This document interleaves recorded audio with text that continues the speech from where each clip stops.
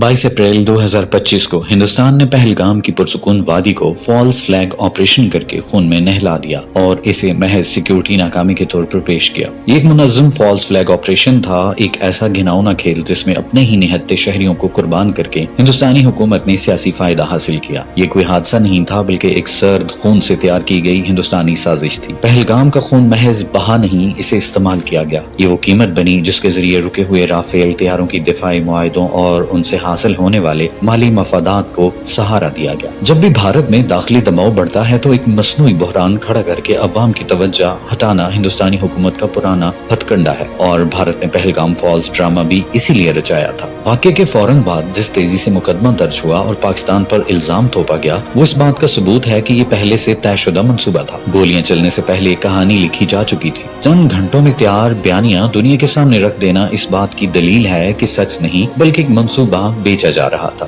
پہلگام جیسے سخت سیکیورٹی والے علاقے میں ایک حملہ ہونا خود اس بات کا اعلان ہے کہ اندرونی کھیل تھا۔ سیکیورٹی ناکام نہیں ہوئی بلکہ جان بوجھ کر کمزور کی گئی تاکہ یہ فالس فلیگ کامیاب ہو سکے۔ حملہ آوروں کا آنا اور آرام سے نکل جانا کسی اتفاق کا نتیجہ نہیں بلکہ ایک طے شدہ منصوبہ تھا۔ یہ سیکیورٹی کی خلاف ورزی نہیں بلکہ ایک باقاعدہ حکمت عملی کی تکمیل تھی۔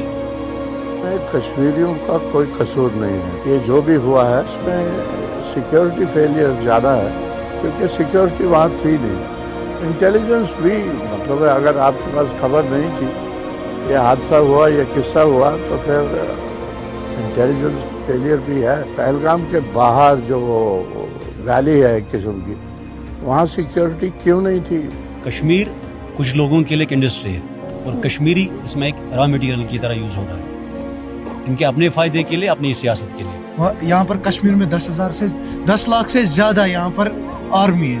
اگر یہاں پر پوسٹ کوئی شیئر کرے گا نا اس کو رات میں ہی اٹھا لیتے ہیں۔ اگر یہاں پر اتنا فوج ہے وہ کیا کر رہے ہیں؟ وہ جک مار رہے ہیں۔ یہ پہلا موقع نہیں، اڑی 2016 اور پلوامہ 2019 کے بعد اب پہلگام 2025، یہ ایک واضح سلسلہ ہے۔ ہندوستان میں ہر انتخاب سے پہلے زمین کو خون سے رنگا جاتا ہے تاکہ جذبات کو بھڑکایا جا سکے اور سیاسی فائدہ حاصل کیا جا سکے۔ پہلگام انہی گھڑے گئے سانحات کا اگلا باب ہے۔ نئی دہلی نے ایک بار پھر ثابت کیا کہ اس کے لیے انسانی جانوں کی کوئی قیمت نہیں۔ شہریوں کی زندگیاں رائے عامہ کو متاثر کرنے کے لیے قربان کر دی گئی ہیں، جبکہ قومی سلامتی کا نعرہ ایک ڈھال بن گیا ہے جس کے پیچھے مالی بے ضابطگیاں اور دفاعی سودے چھپائے گئے۔ پاکستان نے شفاف اور مشترکہ تحقیقات کی پیش کی مگر ہندوستان نے اسے مسترد کر دیا کیونکہ سچ تحقیقات سے ہی سامنے آتا ہے اور یہاں سچ سب سے بڑا خطرہ تھا۔ تحقیقات سے انکار خود اس بات کا اعتراف ہے کہ الزامات حقیقت کا بوجھ برداشت نہیں کر سکتے۔ اس حملے کا وقت، اس کا انداز اور اس کے بعد کا فوری رد عمل، یہ سب ہندوستان کے بیانیے کے خلاف سب سے بڑا ثبوت ہیں۔ یہ کوئی حادثہ نہیں بلکہ ایک سوچا سمجھا کھیل تھا۔